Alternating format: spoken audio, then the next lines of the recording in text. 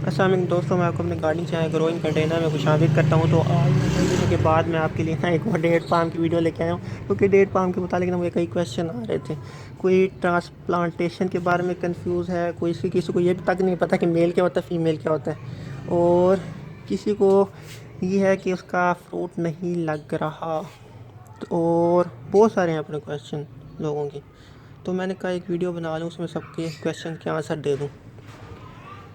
तो सबसे पहले बात करते हैं खजूर की। खजूर की ना बहुत सारी किस्में होती हैं। इसमें हवाली भी है, मैप्रूम भी है, सफ़ावी भी है, अंबर भी है, अजवा भी है, और पता नहीं कौन से बसरा भी है। ऐसे बहुत सारी खजूर हैं। जो सबसे अच्छी है ना वो है बड़ी, एक तो वो मैप्रूम। मैप्रूम काफ़ी अच्छा टेस्ट होता है मैप्रूम का। और एक और होती है मेडजूल के नाम से होता है, तो उसका नाम मेडजूल।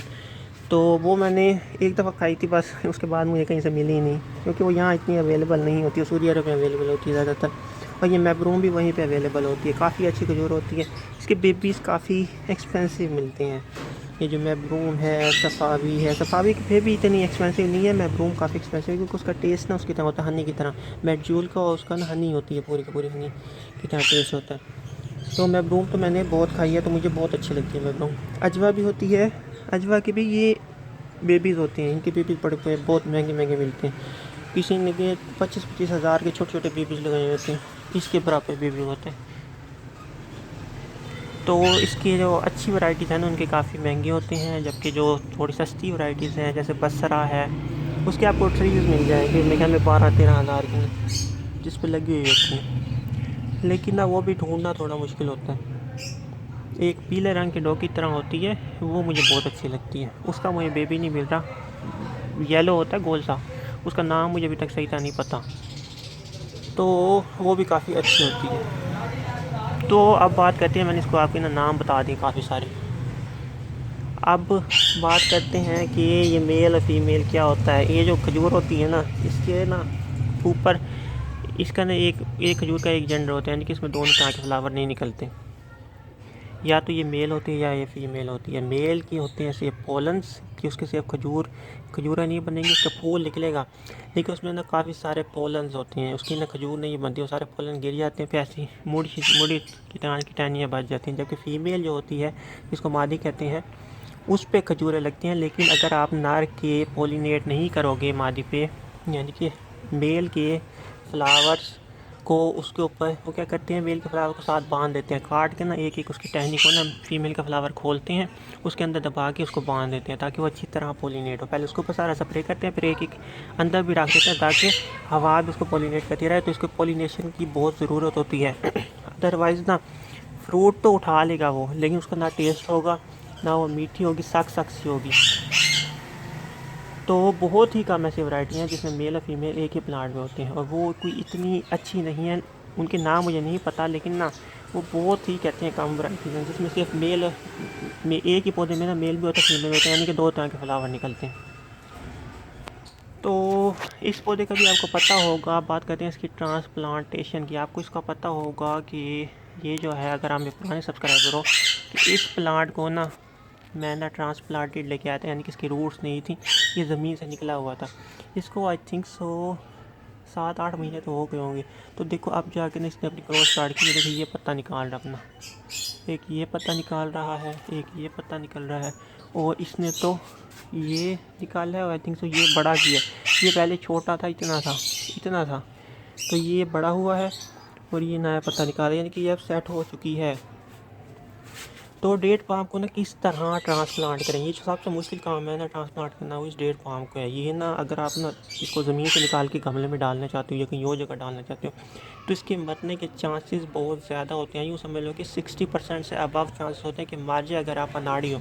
अगर आप अनाड़ी हो तो फिर 80% आपका ये पक्का पक्का मार जाएगा। क्योंकि मुझे पता है कि इसकी रूट्स कैसे होती हैं। इसकी रूट्स क्या होती हैं, एक दफ़ा इसकी जूस की तरह रूट्स होती है। एक दफ़ा अगर वो कहीं से कट जाए ना या टूट जाए, तो वो अपनी ना नई वो वाली फीडर रूट्स नहीं निकालती। बहुत ही कम ऐसा होता है। क्यों निकालती, क्यों? क्योंकि उसकी वो गल जाती है। अगर उसी टाइम लगा दोगे तो उसकी वो गल जाएगी, गलेगी तो वो नई फीड और नहीं बनेगी, पूरी रूट ना यहाँ तक एंड तक गल जाएगी वो। तो आखिर इसको ट्रांसप्लांट किस तरह करें, कब करें, कैसे करें? तो इसको ट्रांसप्लांट अगर आपने करना है ना, इसको ना सबसे बेस्ट मौसम है इसको ट्रांसप्लांट करने का जो मेरे लिहाज से सही है, वो है पड़ा अक्टूबर, नवंबर, दिसंबर, जनवरी, फरवरी, मार्च। ये जो महीने हैं ना, इनमें आप ना ट्रांसप्लांट को कर सकते हो। आप इसको दिसंबर में भी ट्रांसप्लांट कर सकते हो। जो वो होती है ना, क्या नाम है, लोग कहते हैं इसको दिसंबर में नहीं कर सकते, लेकिन इसको दिसंबर में कर सकते हैं। उसको कोई कंडीशन कैंसिल करना पड़ता है। दिसंबर में उल्टा ये ज़्यादा जल्दी के सक्सेस के चांसेस बढ़ जाते हैं। क्यों? क्योंकि ना इस पर ना वो गर्मी का अटैक नहीं होता यहाँ हमारे एरिया में। अगर आपके यहाँ बहुत ज़्यादा ठंड पड़ती है तो फिर ना करो, फिर नवंबर, दिसंबर, जनवरी में ना करो, फिर फरवरी में करो और अक्टूबर में करो, अगर बहुत ज़्यादा ठंड पड़ती है। अगर हमारे की तरह कड़ाके की गर्मी पड़ती है तो फिर आप कर सकते हो इन सब महीनों में, क्योंकि यहाँ पे तो गर्मियों में बहुत बुरा हाल होता है। यहाँ पे अगर सावन में करें ना तो फिर ये नहीं बचेगी। सावन में इसको कभी नहीं करना ट्रांसप्लांट।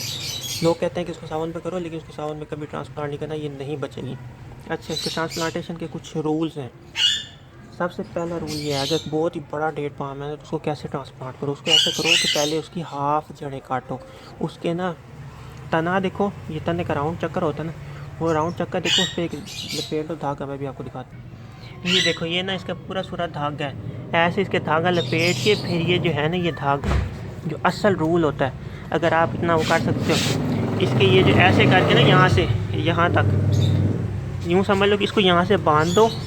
इसके एक तने को जो धागा जितना मोटा था ना, उसको बांध के यहाँ पे ना एक वो बांध दो, क्या कहते हैं उसे, कोई सा भी सुआ वगैरह बांध के ना, फिर इसको ऐसे चारों तरफ ना नीचे ज़मीन पे निशान लगा दो भाई, जहाँ जहाँ तक ये धागा जाए।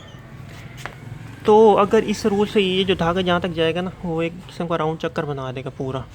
तो अगर आप इस रूल से करोगे ना तो आपका डेट पाम कभी नहीं मरेगा। लेकिन इसका वो क्या होता है, मसला क्या होता है, डेट पाम होते हैं बहुत भारी हो, बहुत वजनी। अगर इतना बड़ा रूल पाम उसका निकालें तो किसी से उठेगा ही नहीं सीधी सी बात है। तो इसको आखिर कैसे, जो बेस्ट रूल है इसको बचाने का वही था जो मैंने आपको बता दिया। तो इसको आखिर कैसे ट्रांसप्लांट करें। इसको ट्रांसप्लांट करने का आसान तरीका पता क्या है, आपने क्या करना है, आपने ना पहले जो काटनी है ना, एकदम से इसको एक दिन में ट्रांसप्लांट नहीं करना।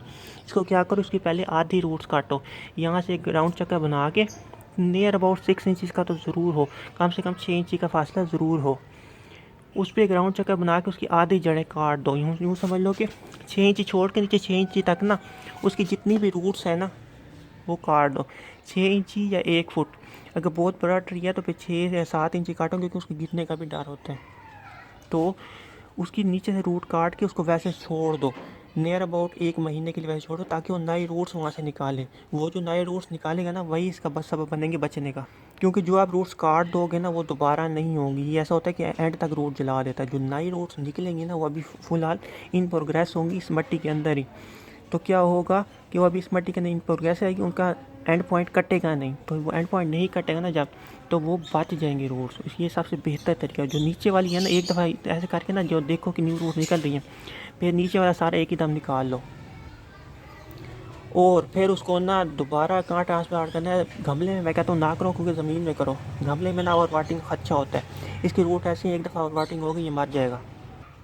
तो आपने क्या करना है, आपने इसको ज़मीन में ट्रांसप्लांट करना है, एक जगह से निकाल के दूसरी जगह। गमले में करना चाहते हो तो उसको बहुत ही कम पानी देना, उसको फुल धूप में रखना, डायरेक्ट सनलाइट में, और बहुत ही कम पानी देना। इवन दो कि खुश्क भी हो जाए ना, फिर भी इसको पानी ना देना, क्योंकि इसकी रूट्स के गलने का चांस होता है। वो जूस की तरह होती है, वो वुडी नहीं होती, उसमें सारा सैप भरा होता है, पानी भरा होता है। वो पानी जब पानी से अटैच होता है ना तो वो गल जाती है, उसकी पूरी रूट गल जाती है, पूरा पाम गल जाएगा। एक काम, सबसे पहले काम ये करने है जो मैंने अभी आपको बताया। दूसरा काम क्या करना है, अगर ट्रांसप्लांट कर दिया बेशक गमलों में और ज़मीन में बचने के चांसेस बहुत ज़्यादा हो जाते हैं, 80% हो जाते हैं। ज़मीन में ऐसी जगह लगाओ जहाँ पे ना फुल सन आता हो। अगर फुल सन नहीं आता तो फिर ये नहीं बचेगा। शेड में लगाना है। एक टिप से बच सकता है कि इसके ऊपर पानी ना जाए, इसके तने के अंदर पानी ना जाए। ये बात भी ध्यान में रखो कि इसके जब पानी देना है ना, इसके अंदर पानी कभी भी ना जाए जब ये ट्रांसप्लांट शॉक से निकल रहा हो। बाद में चला भी जाए इतना फ़र्क नहीं पड़ता जितना जब ये यहाँ पे हो, ट्रांसप्लांटिंग शॉक में हो। तो अगर ट्रांसप्लांटिंग शॉक में है और आप इसको यहाँ से पानी दे दोगे तो इसका अंदर वाइस सारा गल जाएगा। तो ये भी बहुत ध्यान रखना है काम। फुल धूप में रखाना है।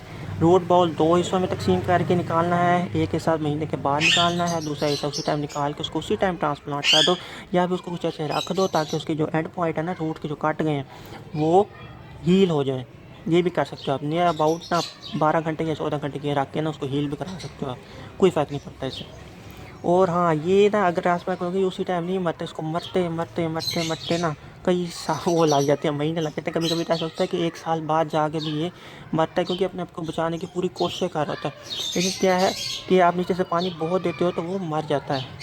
अच्छा, अगर मेरे पौधे के पूरे पत्ते पीले हो के सूख गए हैं, जल गए हैं, तो क्या मुझे कैसे पता चलेगा वो ज़िंदा है मर गए? ये भी अहम क्वेश्चन है। इसका आंसर क्या है? इसका जो सबसे अंदर वाला होता है ना, वो भी अगर पीला हो गया और सूख गया, फिर भी आप देखना चाहते हो कि वो ज़िंदा है मर गया, इसको ज़ोर से खींचो, ज़ोर फुल अपनी ताकत लगा के खींचो। अगर वो निकल आए बाहर आसानी से या फिर ज़ोर के बाद में निकल आए बाहर, तो समझ लो कि वो मर चुका है। अगर ना निकले तो समझ लो कि वो नहीं मर